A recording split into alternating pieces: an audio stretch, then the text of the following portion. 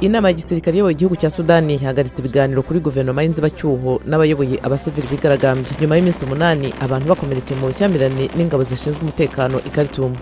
Muri Benin abadepite 83 baherutse gutorwa batangiye imirimo i Porto Novo nyuma y'amatora yakurikiwe n'urugomo rwatwaye abantu ubuzima. Itsinda ry'umuryango w'ubutabazi udaharanira inyungu Sea Watch ryaraye ritabaye abimukira 65 ku nkombe z'inyanja Mediterane ku ruhande rwa Libya. Muri Côte d'Ivoire ho ishyirahamwe mpuzamahanga ku gihingwa cya kakao rikomeje gushimangira igipimo cy'umusaruro uzaboneka ku isi w'amatoni miliyoni 4.8 mu mwaka wa 2018-2019.